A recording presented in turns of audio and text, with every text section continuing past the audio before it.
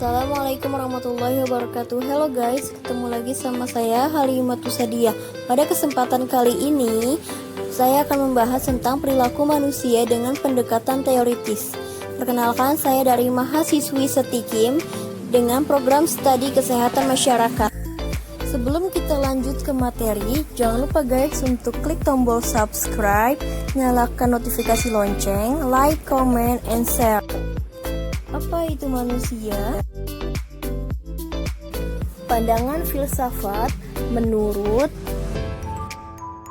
Randy Scratch pada tahun 1596 sampai 1650 Masehi.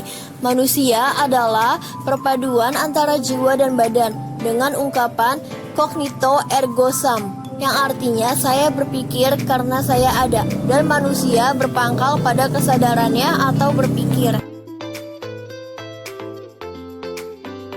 Perilaku manusia.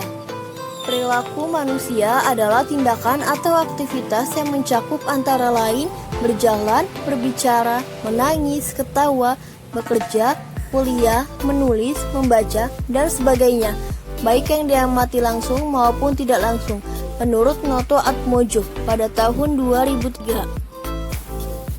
Tingkah laku atau perilaku adalah respon terhadap stimulus yang berasal dari dalam maupun dari luar, menurut Biff Skinner pada tahun 1987. Derajat kesehatan terbagi menjadi dua, yang pertama morbiditas dan yang kedua mortalitas. Derajat kesehatan masyarakat dimaksud adalah meningkatnya umur harapan hidup, menurunnya angka kematian bayi, ibu dan anak, menurunnya angka kesakitan maupun angka kecacatan dan ketergantungan, serta meningkatnya status gizi masyarakat, menurut Beckley-Holla pada tahun 2003. Mortalitas adalah ukuran jumlah kematian, umumnya atau karena akibat yang spesifik pada suatu populasi. Skala besar suatu populasi per dikali satuan.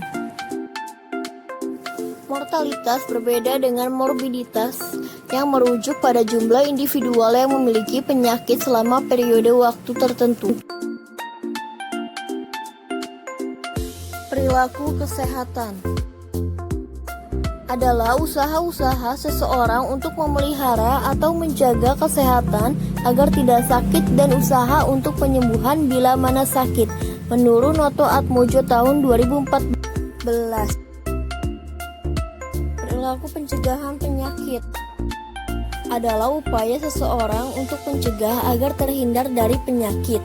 Misal, kurangi minuman kafein atau kopi, kurangi minuman beralkohol, dan kurangi merokok, serta kurangi makanan berlemak. Gantilah dengan memakan sayuran atau buah-buahan atau makanan sehat, dan jangan lupa olahraga.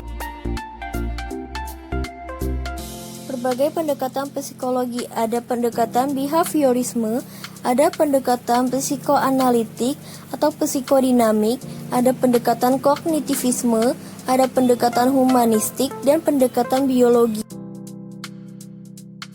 Pendekatan behavioristik menurut Biff Skinner pada tahun 1904 sampai 1990 terbagi menjadi 4. Yang pertama, memandang manusia sebagai mesin yang didorong oleh alam sadar dan lingkungannya. Yang kedua, perilaku manusia sebagai hasil dari belajar yang dipengaruhi oleh faktor lingkungan juga pengalamannya. Yang ketiga, pengembangan teori ini belajar sosial atau social learning theory menurut Bandura tahun 1977. Yang keempat, konsep belajar sosial adalah modeling atau tiruan. Fase belajar sosial menurut Biff Skinner terbagi menjadi 4. Yang pertama, fase perhatian yaitu mengamati. Yang kedua, fase retensi yaitu meniru perilaku yang diinginkan. Yang ketiga, fase reproduksi yaitu membandingkan model menghasilkan perilaku. Yang keempat, fase motivasi yaitu berperilaku seperti model. Pendekatan kognitivisme menurut Ivanov P. Pavlov pada tahun 1849 sampai 1936.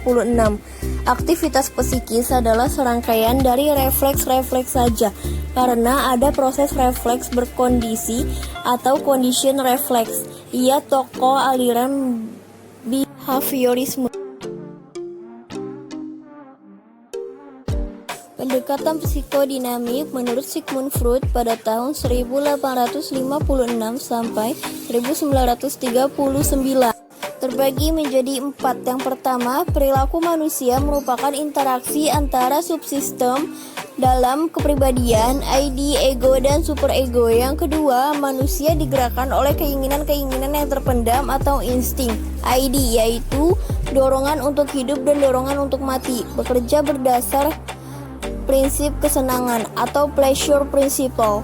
Yang ketiga, ego yang berfungsi sebagai yang menyortir dorongan ID dengan pertimbangan rasional dan realitas, bekerja dengan prinsip realistik atau realistic principle. Yang keempat, superego bekerja berdasarkan prinsip norma-norma sosial dan kultural dengan nilai-nilai normatif.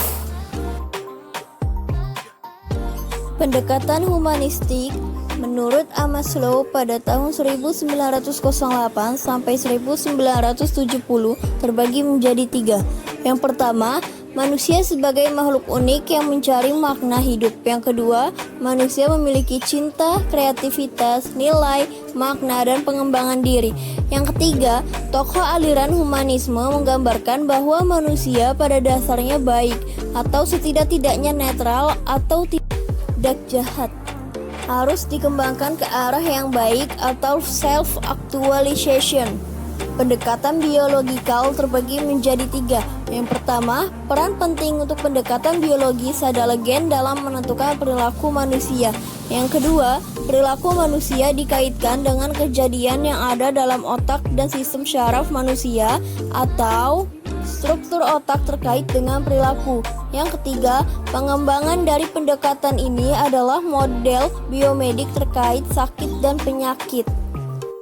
Sekian penjelasan dari saya tentang perilaku manusia dengan pendekatan teoritis. Semoga bermanfaat guys. Terima kasih sudah menonton video ini.